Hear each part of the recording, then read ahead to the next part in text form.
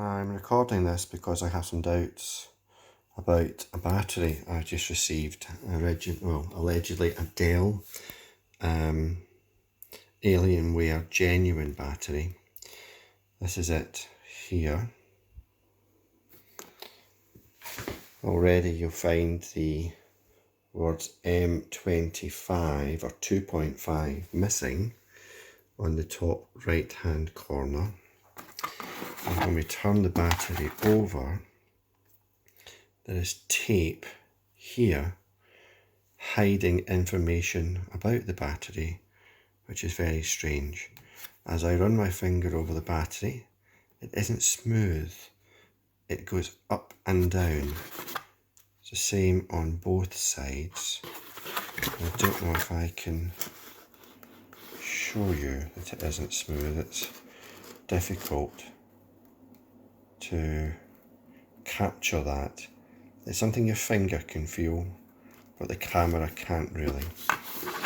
Anyhow, I'm going to take out my genuine battery, doing the best I can here to keep everything in focus.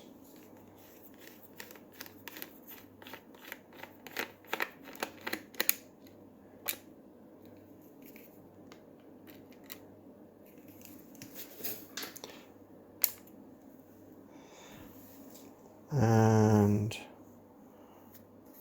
that might be it. 1, 2. Indeed. Okay. And we're going to turn this one over.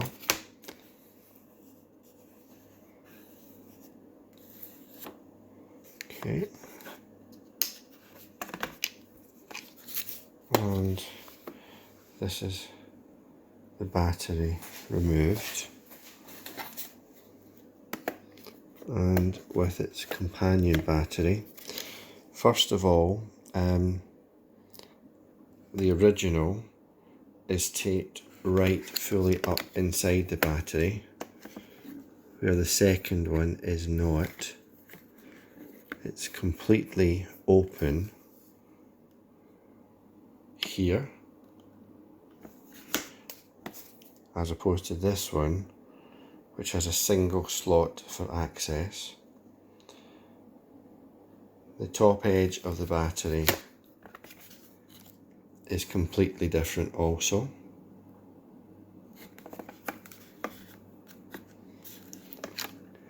The bottom of the battery, while similar, is also different from the original.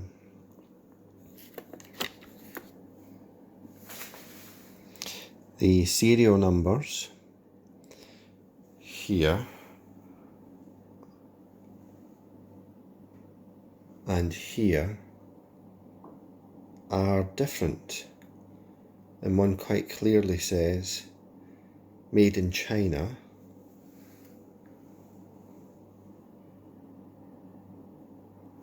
I don't know if you can also see it, it says made in China here.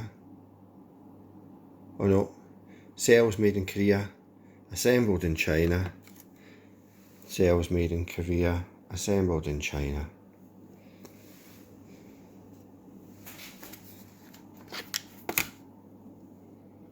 Comparing like for like on the right hand side, it looks quite similar. But I'm now going to remove this tape, so I'm going to stop the recording and see how we got on. Okay, continuing my video now. A couple of very obvious differences to tell you that this is a fake battery. So this is the original battery, and you can see that it tells you to purchase battery packs, go to alienware.com, and this is in blue. However, on this battery, this is the new fake battery, it tells us this in white, and I imagine that it must be cheaper to print it in that way. What I will say is that now that I've removed the sticky labels off the top of the battery, it does look very similar. However, there is one all-consuming telltale issue. First of all, if you look, and I'll put these exactly side by side, if you look at the finish on both batteries, you'll see that it's really quite easy to read everything on the original battery. However, if I move up to the fake battery, it suddenly becomes a lot more difficult. It's much shinier and basically has a different finish to the genuine battery beneath. And if we zoom in very carefully here, you will see that the amp hour rating given at this location is 5605 amp hours, but in the genuine battery it is much easier to see, and it's 5.605 amp hours. You'll see there's variations in the depth of the text. Some is in normal font, some is in bold, but in the fake battery they haven't replicated the two strengths of text, and they've completely forgot to put in the point between the 5 and the 605. So I have purchased a fake battery, not a genuine one.